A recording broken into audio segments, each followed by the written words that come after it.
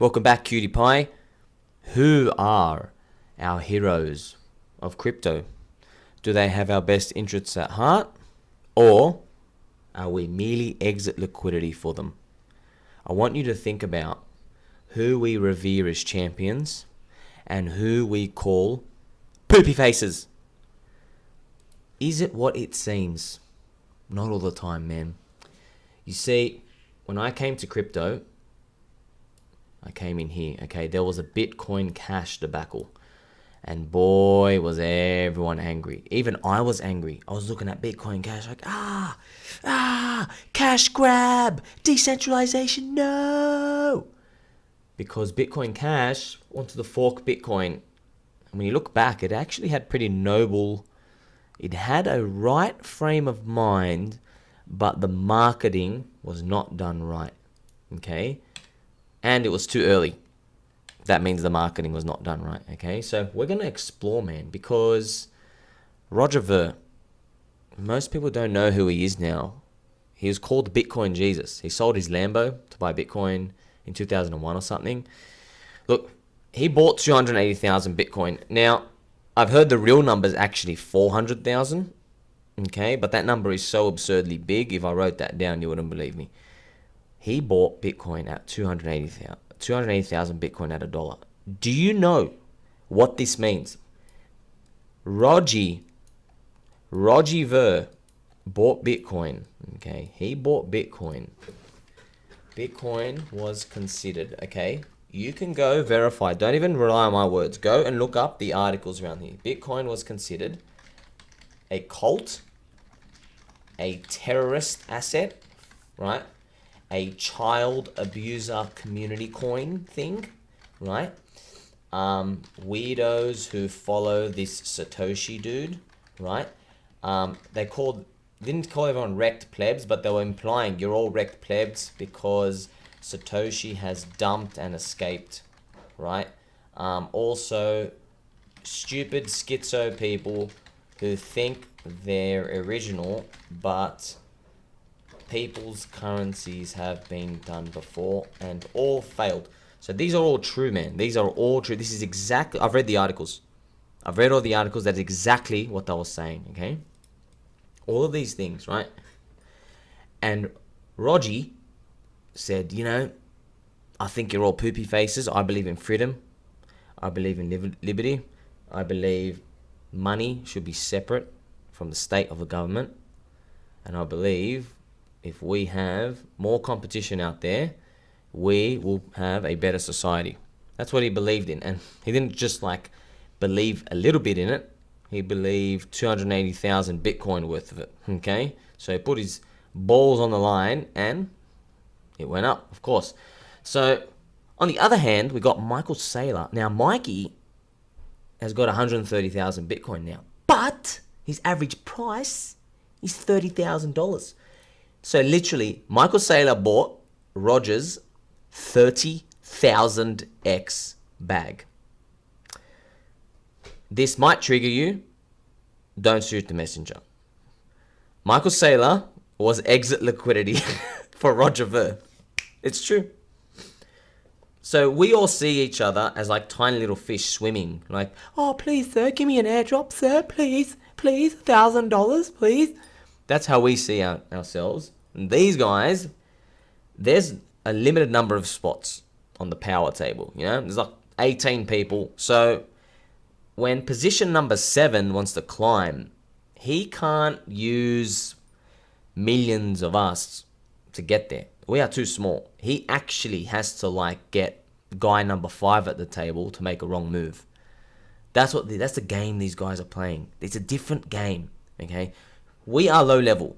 We see influencers pump and dump. We see community growing. We can all win because we're so small compared to these guys, right? Now, it's interesting. I basically say Roger won, Michael Saylor loses. Even if Bitcoin goes to 100K, yeah, theoretically, of course, yeah, Michael Saylor wins, etc. But, brother, you bought someone else's 30,000x bag. How much are you winning? It's just a matter of perspective, right? So we have to keep this in mind. So Roger then becomes a crypto villain with the Bitcoin Cash fork story. And he said that Bitcoin must evolve to move on. So he wanted to make Bitcoin faster. And the Bitcoin community was like, no, no. And basically the market chose to be a store of value for Bitcoin. Because, you know, the argument is, this is the argument. It says, well, before we become a world currency, we have to be a store of value first. So people have to put us in the low velocity bucket first, and then they accumulate Bitcoin, and then later on, when we have enough adoption, then people can spend it. So that's how that's how money becomes currency, right? That's eventually what happens. So he tried it with Bitcoin Cash, and huge rejection by the market, huge, right? And it's funny, that's the last story people attach to the narrative, and that's a wrong lesson to learn from it. Obviously, it was a very important lesson. Don't fork the religion, okay? I'm going to write that down now. So if you ever see this again, don't throw your money in something. Do not fork a religion. I'm telling you now. Do not fork a religion, okay? And if you do, I'm right. And if someone tries to vampire attack a religion, they better be ready to have heaps of money to inject liquidity and pump price to entice new believers. So you're looking at this going, oh, I've heard this story before. It's called Hex. Yes, that's right. Yes, that's right. But I want you to know as well, Bitcoin Cash was the same thing. Roger Ver allegedly used something like anywhere from 60,000 to 100,000, 120,000 Bitcoin, and he pumped BCH at the start. So I'm going to try to find BCH BTC. So Bitcoin Cash, I want to try to find the very, very start what happened. Okay. Yeah, so basically it opened up, and he just tried to like go for it. Let's put this on linear search. Yeah, he's like, let's go for it. That's it. Let's flip it. Let's flip it, baby. Bang. Let's flip it all the way. And unfortunately, there was just too much supply. So I want you to understand that if you became a master of the universe, which some might say Richard Hart is, and you wanted to pump your community, you got to learn from this, right? And by the way, Richard did learn from this. These are the things you don't get from the Hex and Pulse chain analysis that you see out there, right? Which is okay, because no one else gets this from any other community. But Roger tried to pump this too fast, okay? So one might also say there was no delaying of gratification here. It was just, okay, you got another free coin. Hey, I'm going to make this one win. And it was a wrong move. It was a power play move, and it was a wrong move. Because the market said, yeah, it's still going downwards today, you know? But Roger's still a visionary, but he made a wrong move here. You got to understand. There was a wrong move, and you've understood why, right? So that's people think, oh my God, like, yes, Bitcoin's a true coin and everything. And yes, the market did remain 99% popularity with the original Bitcoin network. But if this had a chance to ever go up, this is not delaying gratification, okay? This is August. This is not delaying gratification. This is not enough time, okay? And there's no way to lock up your coins, no way to earn yield without doing the mining, which is auto dumping from the people, right? The game theory was not set for it to succeed. You are forking something old, all right? So that's why I hope sometimes the pieces of the puzzle start to slowly appear to you. So, like, this is something I guarantee you, Richard Hart has seen this, and when he was making Hex and everything else, he knows this. He knows this inside out, right? He doesn't talk about non-Richard Hart coins, but he knows this information, okay? Don't think he doesn't. Just because you see him twerking and blobbering and like saying stuff, he knows this, man. He knows this. And I know he knows this. That's why I'm sharing this message with you. Because one day, everybody else in the market is going to realize that he knows more than what he's leading on to, and maybe it reprices higher, and suddenly we're not as undervalued anymore, right? So this is what happened with Bitcoin Cash. Roger Ver tried to literally pump it and get it to match Bitcoin, and no one could believe, man, because there's no incentives. There's really no incentives. It's just you're giving away too much free money, and that's the fate of it now. So, you know, just to make you think, if there is something called Pulse Chain coming out, right? If there's something called Pulse Chain, I wonder, right? I wonder, let's just use this here. I wonder if Richard Hart has used examples in the real world of Ethereum and Uniswap, right? And he's got a way to make them work. I wonder. And maybe you wondering too. The good thing is, we don't even know if it's going to be really successful or mild. We're in from day one sacrifice, so we can wipe our hands clean and everyone else can worry about getting in, okay? That's the important part. So, remember, I've got this picture here, got this very cute picture, okay? So, quickly. So, Roger becomes a Bitcoin villain. He literally becomes the villain. He tried to pump BCH and he couldn't get it to match up, right? Because, there's no lockup, there's no coins, there's no belief. It was too quick. If you want believers, it takes time. And also, I know you don't like hearing this, but of course Richard has delayed Pulse Chain for 2 years, so you think twice about selling it. It's just, when I show you all this information, I don't think it's a coincidence where every single successful coin has basically made people wait long enough so that they really, really, really think twice about getting rid of it. It makes you think, is it on purpose or, it's just a coincidence, guys? I don't think it's a coincidence. But if you watch my other video, when I said, these people are master marketers. They know how to manipulate and groom a large population. They tell people what they want to hear, right? And most of the time, what do we want to hear? We want to be told, we're working on it. Yes, it's right around the corner. It's going to be great. That's what we actually want to be told. You don't want to be told, one, on time in the market, and two, I can't release it too early because you won't value it. Like, I'm ready to hear that. I know this is happening. You are not ready to hear that language. You think you are, but you can't handle that truth. I know most people can't handle the truth. Okay? I still get abusive messages today saying, he's not timing the market. He's not timing the market, sir. Believe what you want, Believe what you want. So, how times have changed. Michael Saylor is now begging the government to regulate Ethereum. So after buying Roger's 30,000x bag, Michael Saylor, look at these memes. Have fun staying poor. There is no exit strategy. You don't have to invest all your money in Bitcoin, just the money you want to keep, And then we have his price. So I want you to think about the heroes, man. Who are the real heroes? This guy really believed, man. This Roger, really believed. He really believed. Okay? Michael Saylor, he gets it. He's a guy who gets it. But Roger Ver, man, this guy, Michael Saylor, he knows deep down. We know deep down Bitcoin's not going to zero. Okay? But Roger Ver was like, man, this thing can literally go to zero. And he didn't sell. That's the best part. Balls of steel. He didn't sell at $100. He didn't sell at $1,000. He knew. He understood. He's a true visionary.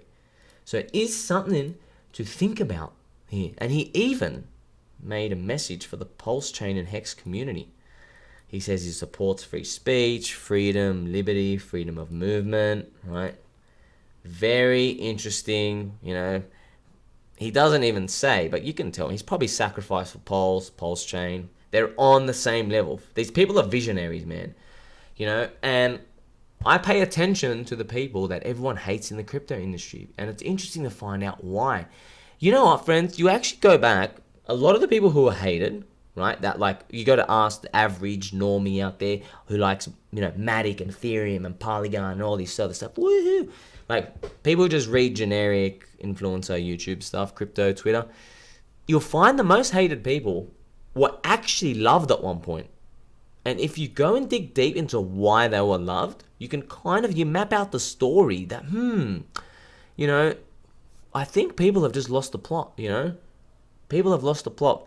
It's the mindset of the crowd, what they decide to crucify you for, Sometimes people can screw up and people kind of forgive them for it, Other times, people turn their back on one community and you just get, literally hung on the cross for it. So we have this Bitcoin Cash story.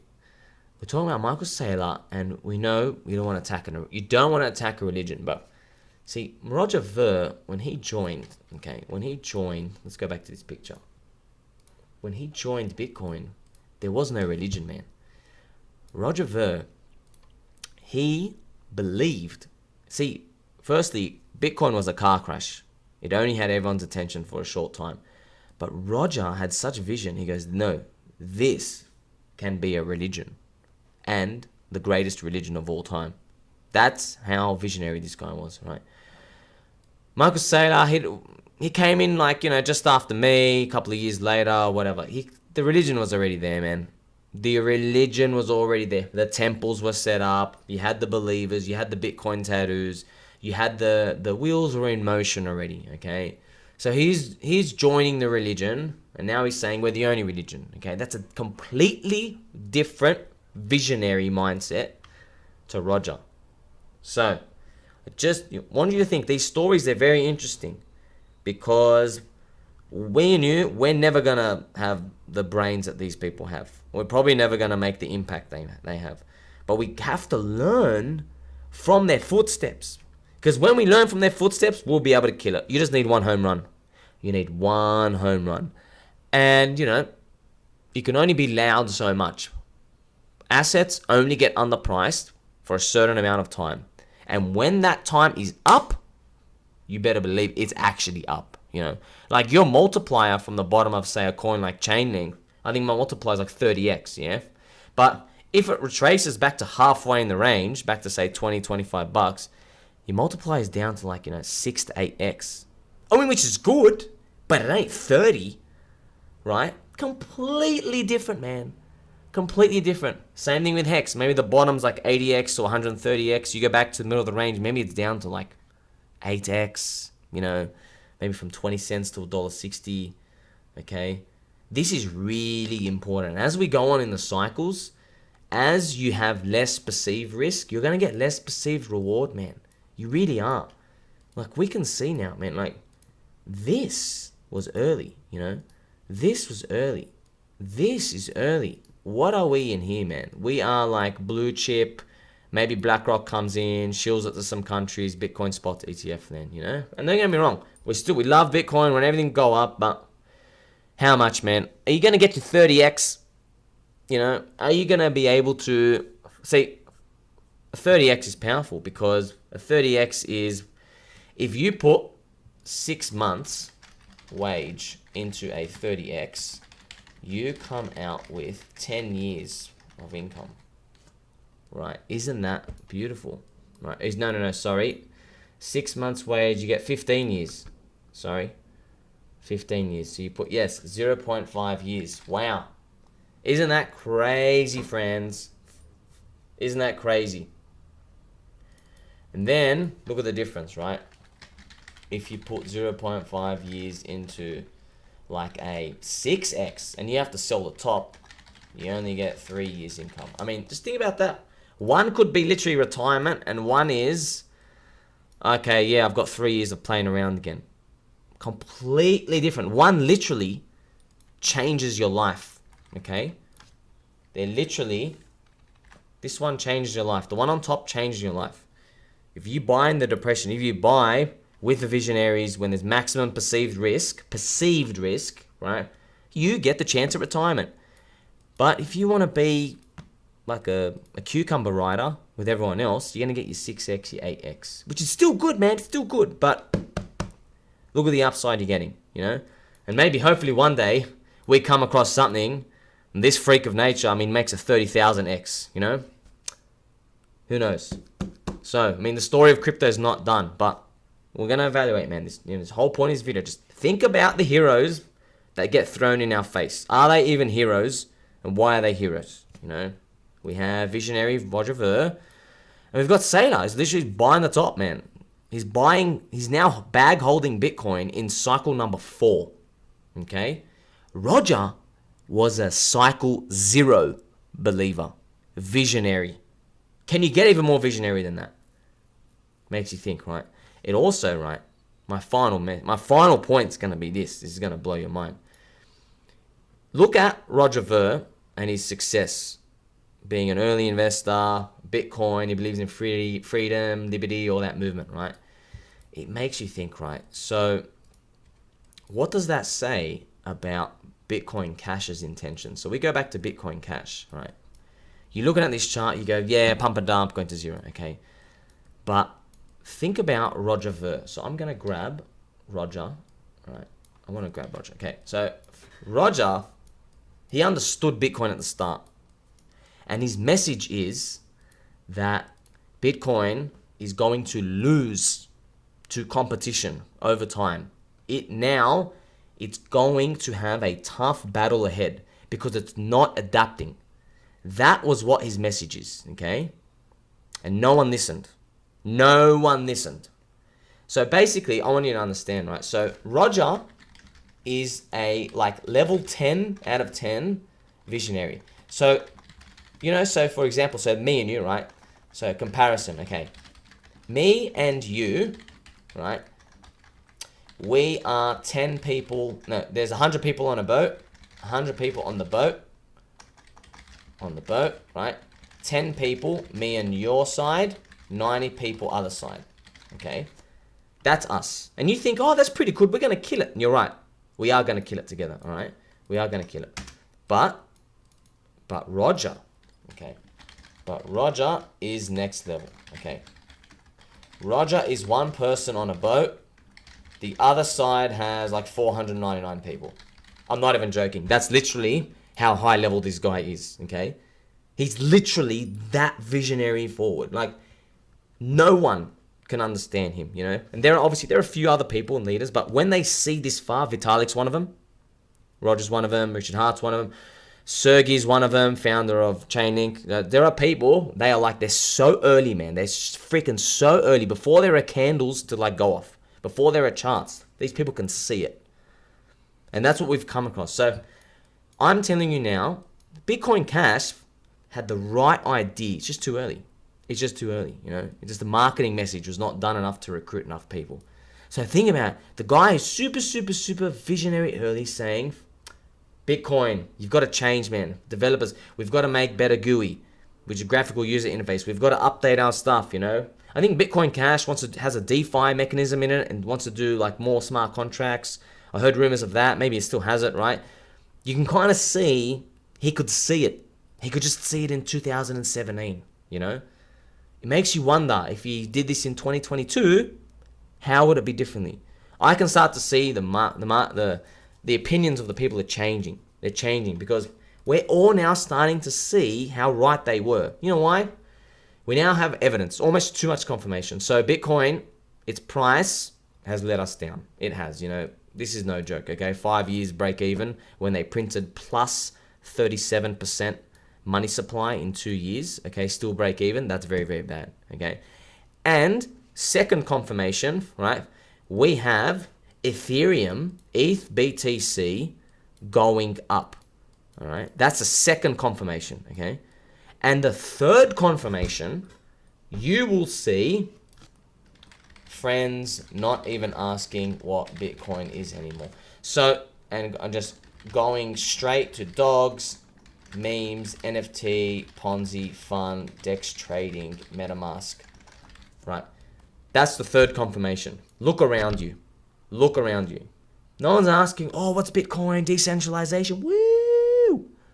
No one's saying that anymore. All your friends, all my friends, you know what they're saying? Okay, what's hot in gaming? MetaMask. Look at these robot stuff coming and AI and metaverse and whatever. They're looking at other stuff. Okay, so this is with too much confirmation now. But funny thing is, we might actually make more money because BCH just went to zero. So you've got to be the right time.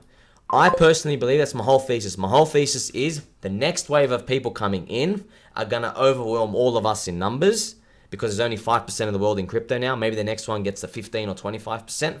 And in that wave, we are going to see an unbelievable amount of people who give literally 0 Fs about decentralization, who give 0 Fs about Satoshi, who give 0 Fs about the early Bitcoin blockchain wars and hash power.